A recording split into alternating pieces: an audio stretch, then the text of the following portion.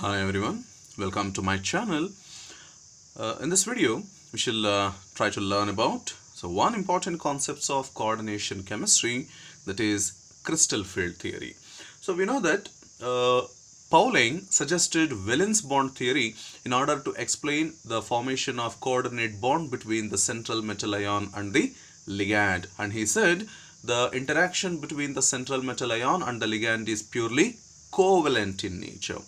So by proposing some of the postulates under his valence bond theory, Pauling was successful in explaining many properties of the coordination compound. But still, Pauling's valence bond theory was having many limitations. And in order to overcome the limitations of the valence bond theory, in the year of 1935, two scientists, H. Bethe and V.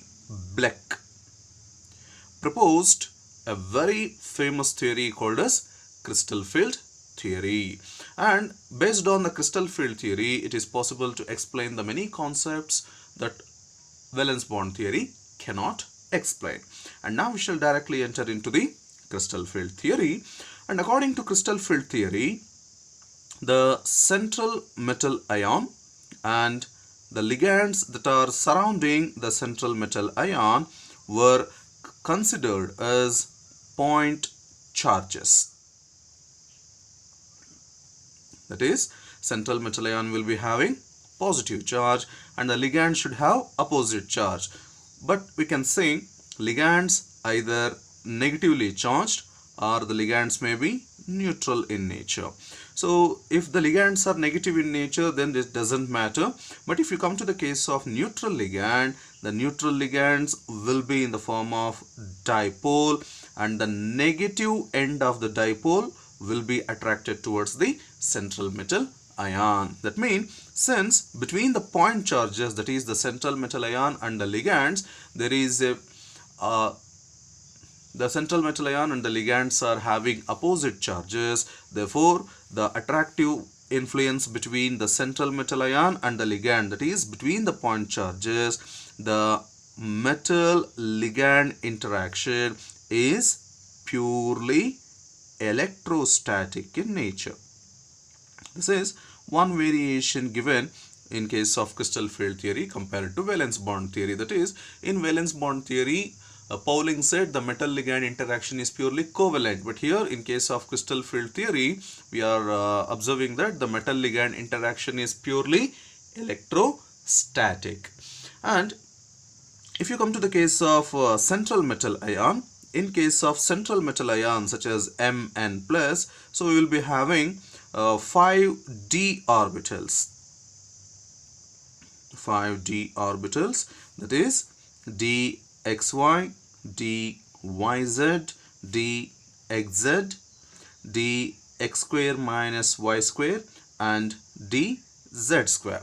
So we are well aware that d orbitals are having double dumbbell shape, and here the three orbitals dxy, dyz and dxz, the dumbbells are oriented between the axes, between the Cartesian coordinates x, y and z.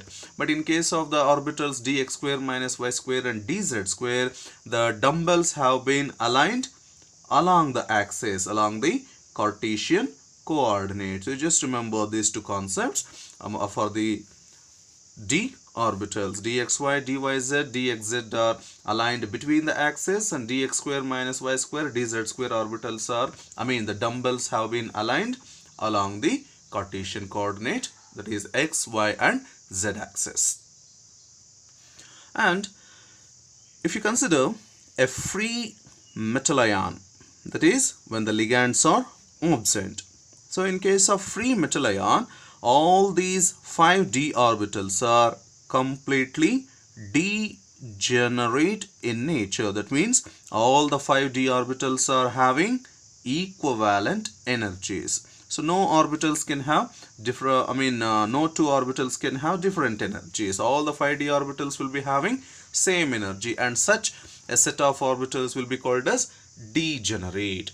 But when the 5 d orbitals of the central metal ion is surrounded by, strictly speaking, when the 5 d orbitals of the, let me say in this way, when the 5 d orbitals of the central metal ion are spherically surrounded by,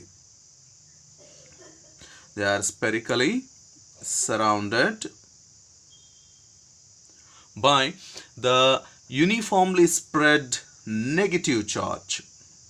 Uniform negative charge. So you can get it out where from this negative charge came. So when the point charges are spherically surrounded, when the central metal ion, strictly speaking, when the d orbitals of the central metal ion is spherically surrounded by the uniformly spread negative charge, the electrons that are present in the d orbitals will experience an electrostatic repulsion with the negative charge cloud created by the ligands. And because of this electrostatic repulsions, the energy of the d orbitals will increases. But since the d orbitals are spherically, the 5 d orbitals are spherically surrounded by the negatively charged ligands or the point charges, energy of all the d orbitals will again increases in equal extent. So in presence of this spherically surrounded uniform negative charge also, the 5 d orbitals will experience the same kind of repulsion, same extent of repulsion, and thus in presence of this negative charge also, the 5 d orbitals will remain degenerate. There will be no change in the energy of the d orbitals. But if the ligands approach the central metal ion in a specific positions, that means the ligands may approach the central metal ion either along the axis, or the ligands may approach the central metal ion between the Cartesian coordinate, that is the axis. So if the ligands approaches the central metal ion in a specific position, if the d orbitals and the ligands are lying in the same direction, then such d orbitals will experience more repulsions with the approaching ligands compared to the orbitals that are not in exact direction of the approaching ligands. So you can notice over here, among the 5 d orbitals of the central metal ion, the dxy, dyz and dxz orbitals, in this set of orbitals, the d orbitals are aligned between the axes, and these two d orbitals, in these two cases, the dumbbells have been aligned along the axis. So we can say in this way, if the approaching ligands are along the axis, if the ligands are approaching the central metal ion along the axis, then the orbitals dx square minus y square and dz square orbitals will directly face the approaching ligands and experience more repulsion compared to the other three orbitals, that is dxy, dyz and dxz orbitals. Suppose if the ligands approaching the central metal ion between the axes, then these three will experience more repulsion compared to this. So depending upon how the ligands are approaching the central metal ion, there occurs different electrostatic repulsion between the electron density of the ligands and the electrons of the d orbitals. Thereby, the degeneracy of the d orbitals will be removed. And thus, the 5 d orbitals in presence of ligands will get split into two sets of orbitals having different energies. So you can notice the degenerate d orbitals in presence of ligands which are approaching the central metal ion in a specific position, the degeneracy of the d orbitals will be removed and the 5 d orbitals will split into two sets of orbitals, and in this way the splitting of d orbitals into set of two having different energies is called as crystal field splitting. crystal field splitting.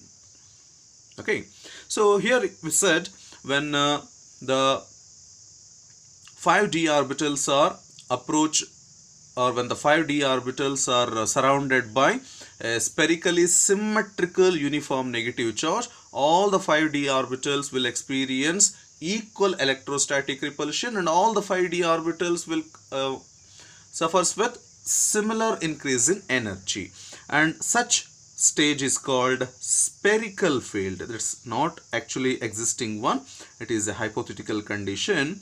But when the ligands are approaching the central metal ion in a specific position, then that causes removal of degeneracy of the d orbitals, and such way splitting of d orbitals into set of two orbitals having different energy is called as crystal field splitting. And the magnitude of crystal field splitting will be different in complexes having different geometries, and as well as the crystal field splitting depends upon the coordination number of the metal ion also, because if the greater the number of ligands are approaching, then that results in some variation in the crystal field splitting. And if the geometry of the complex is different, so for example, if it is tetrahedral, splitting will be in one format. If it is octahedral, splitting will be in one format. If it is square planar, splitting will be in one format. So like that, the geometry of the complex as well as the coordination number of the central metal ion will clearly influences the crystal field splitting. And now we shall see the crystal field splitting in the above said three kind of geometries, that is in case of octahedral, tetrahedral as well as in square planar geometries. Now we shall consider the crystal field splitting in octahedral complexes. We know that for an octahedral complex the coordination number is equals to 6, and if Mn plus is the metal ion which is present at the center, the 6 ligands are present at the 6 vertices of the octahedron. And you can notice that in case of octahedral complex, the ligands are approaching the central metal ion along the Cartesian coordinates x, y and z. And we know that in case of central metal ion, there will be 5 d orbitals, that is dxy, dyz, dxz, dx square minus y square and dz square. And among these 5 d orbitals, in case of these 3 orbitals, the dumbbells are aligned between the axes, but in case of these two, the dumbbells are aligned along the axis. So since the ligands in octahedral complexes approaching the central metal ion along the axis, so the electrons present in these two orbitals will encounter the direct interaction between the approaching ligands compared to these three. Thus, the dx square minus y square and dz square orbitals will experience more electrostatic repulsion with the approaching ligands compared to these three. Therefore, the energy of these two orbitals will get increased compared to the three orbitals dxy, dyz and dxz orbitals. And the dx square minus y square dz square orbitals will be designated, the set of these two orbitals will be designated as Eg, and the set of these three orbitals will be designated as T2G. And if you apply the whole and soul concepts of crystal field splitting for the octahedral complexes, so we can observe the variation in energy of the d orbitals till it goes with the crystal field splitting. So here, if you consider the free metal ion, wherein the 5 d orbitals dxy, dyz, dxz, dx square minus y square and dz square, all the 5 d orbitals will be having the same energy, means they are degenerate orbitals. You can notice with respect to energy, all the 5 d orbitals are having same energy. And according to the concept of crystal field theory, when the negative charge cloud of the electron density, the negative charge cloud of electron density of the approaching ligands when it is a spherically symmetrical around the metal ion, that causes increase in the energy of all the 5d orbitals to the equal extent, and that case, once again, all the 5d orbitals will be having same energy. You can notice, and that hypothetical field is called as spherical field. But here in case of octahedral complex, you can notice that the ligands are approaching in specific positions. That means they are approaching along the axis. So as I said, these two orbitals means the EG set of orbitals will experience more repulsion with the approaching ligands compared to T2G set of orbitals. Therefore, in presence of ligands approaching the central metal ion at a specific position, the degeneracy of the orbitals will be removed. That means, though the energy of all the 5d orbitals are same in case of spherical field, when the ligands are approaching in specific positions, especially in case of octahedral field, since they are approaching the central metal ion in along the Cartesian coordinates x, y, z, therefore the energy of dx square minus y square and dz square orbital, that means the energy of EG set of orbitals will get increased. That is, dx square minus y square and dz square orbitals energy will increase, and the energy of the T2G set of orbitals, that means dxy, dyz and dxz orbitals. So energy of these three orbitals, that is T2G set of orbitals, will get decreases compared to the spherical field. But whole and solely you can notice, in presence of ligands, compared to the energy of free metal ion, energy of all the orbitals will increase. But here we are observing the degeneracy of the d orbitals compared to the spherical field. The degeneracy of the d orbitals have been removed, and that results in the formation of set of two orbitals. That results in the formation of two sets of orbitals having different energy, and that we call as crystal field splitting. Crystal field splitting. And this is the energy of the spherical field, and we call that as an equilibrium position, that is called as barycenter, at which energy of all the d orbitals are same, that is the spherical field.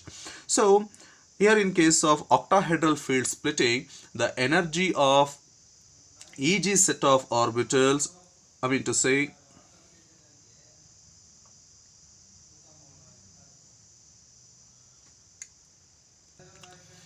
the crystal field splitting is measured in terms of energy difference between the T2G and EG sets of orbitals, and is simply indicated as delta O.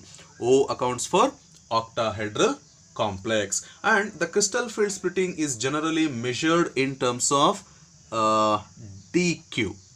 In terms of dq, we used to measure the value of crystal field splitting, but the value of dq will vary from ligand to ligand. That's a different case, and here by convention the value of delta O will be taken equals to 10 dq. Or else we can say in this way, the energy of EG set of orbitals is equals to 6 dq, and the energy of T2G set of orbitals is equals to 4 dq, or you can say in some terms of delta O also. That means the energy of EG set of orbitals have been increased by 0.6 times of delta naught with respect to the spherical field, and this is for EG, and the energy of T2G set of orbitals will be decreased by 0.4 times of delta naught with respect to the spherical field. So in this way, you can clear-cutly explain how the crystal field splitting will occur, means the degeneracy of the d orbitals will be removed when in presence of ligands. So this is in case of crystal field splitting in octahedral complexes. We shall see the crystal field splitting in tetrahedral complexes. So it is the complex structure of a tetrahedral complex, wherein the central metal ion is Mn plus and the 4 ligands are present at the 4 vertices of the regular tetrahedron. And we know that for a tetrahedral complex, the coordination number is equals to 4, so that the 4 ligands are present at the 4 vertices of regular tetrahedron. And here you can notice that this is the x, y and z axis, and no ligand is present at the particular x, y or z axis. Instead, the ligands are approaching the central metal ion between the axes, and that's why among the 5 d orbitals present in the central metal ion, that is dxy, dyz and dxz, which are present in between the axis, and the 2 ligands, that is dx square minus y square and dz square orbital, in which the dumbbells are present along the axis. So here the ligands are approaching the central metal ion in between the axes. So these 3 orbitals will experience more electrostatic repulsions with the electron density of the approaching ligands compared to these 2 set of orbitals. So the case what we have discussed in case of octahedral complex and the tetrahedral complex will be exactly opposite in nature. That means in case of octahedral complexes, these 2, that is dx square minus y square and dz square orbitals were experienced more electrostatic repulsion, and thus the energy of these 2 orbitals were increased. But here in case of tetrahedral complexes, these 2 orbitals are not approaching the ligands, are not facing the ligands directly, since the ligands are approaching in between the axes. So instead of these 2, the energy of dxy, dyz and dxz orbitals will experience more repulsion, and thereby energy of these 3 orbitals will get increases, and that we shall see in an illustration showing the variation in energy of these 3 orbitals and crystal field splitting. So here if you consider the free metal ion, that is free Mn plus. So in case of free metal ion, the energy of all the 5 d orbitals will remains the same, that is all the 5 d orbitals will be degenerate.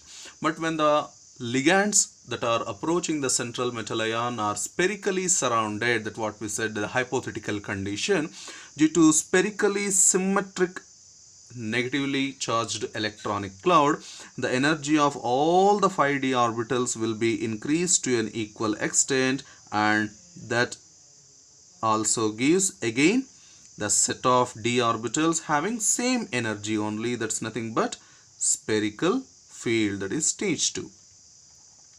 So once the spherical field is approached towards the central metal ion, the energy of all the d orbitals will be increased in equal magnitude. But here in case of tetrahedral complex, the ligands are approaching in a specific position, that is between the Cartesian coordinates, so that the energy of these 3 orbitals will get increased and energy of these 2 will get decreased. So that we can show in this way.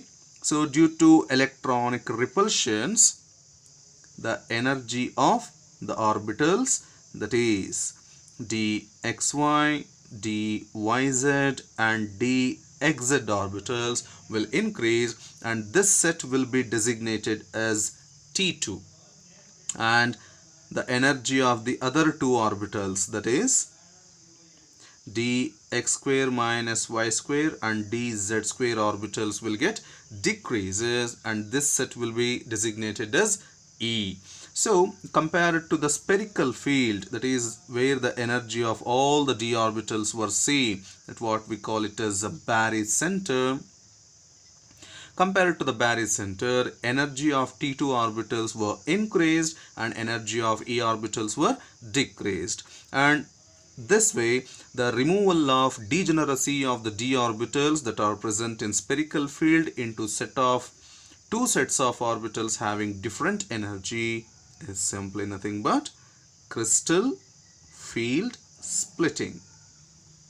The crystal field splitting in tetrahedral complexes is exactly converse to the crystal field splitting in octahedral complexes. So the crystal field splitting is taken as delta T, where T refers to tetrahedral complexes, and the energy of this T2 orbitals will be in terms of 4dq, and the energy of the E orbitals were 6dq. Or you can say in some other way, the energy of E set of orbitals compared to spherical field, the energy of E set of orbitals, that is dx square minus y square and dz square orbitals, were decreased to an extent of 0.6 times of delta T, and the energy of T2 set of orbitals were increased to an extent of 0.4 times of delta T. So in this way, you can explain the crystal field splitting in the tetrahedral complex. So please remember, the splitting in the energy, the splitting of d orbitals in a tetrahedral field is exactly opposite to that of octahedral field.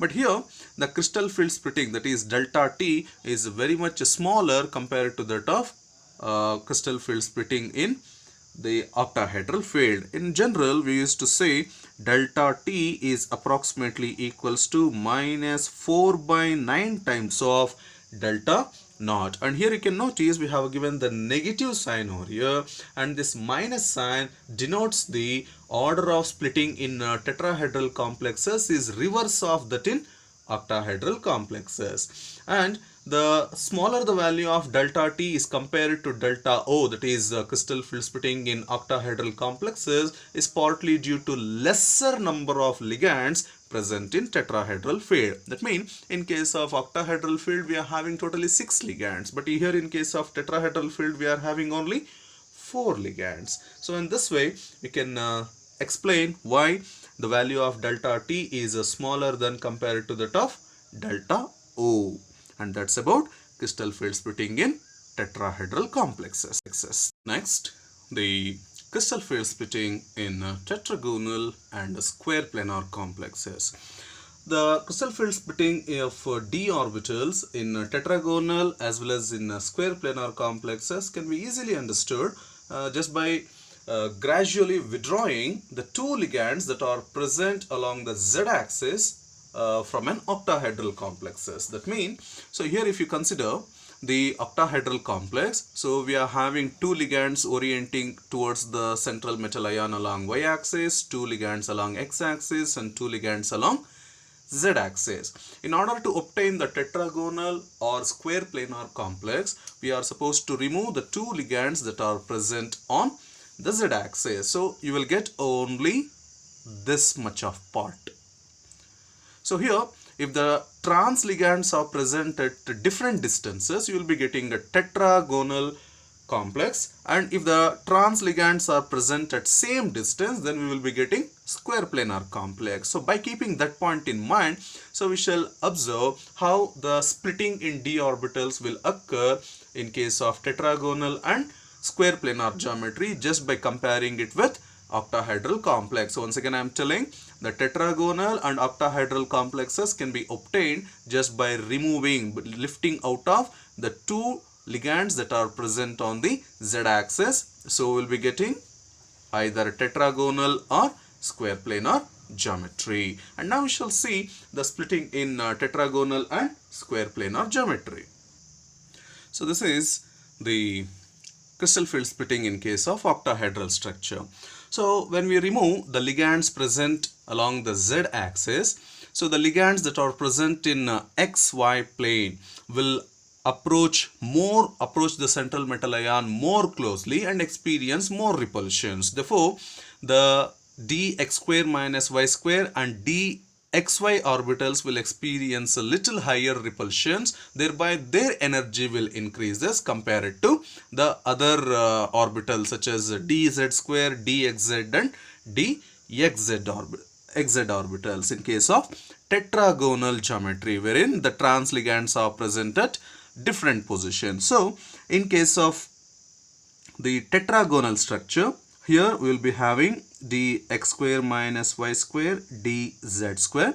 Among these two, the ligands are not present along z axis, therefore its energy will decrease, and the orbital which is aligned between x and y plane, its energy will increase. So this is dx square minus y square and this is dz square. So this is the way the energy will get differentiated between dx square minus y square and dz square in case of tetragonal structure.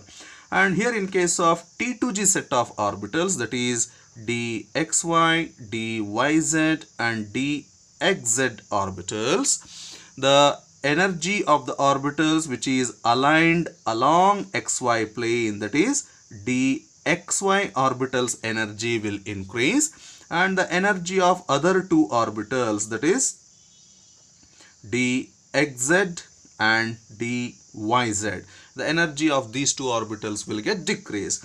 And this is in case of tetragonal geometry.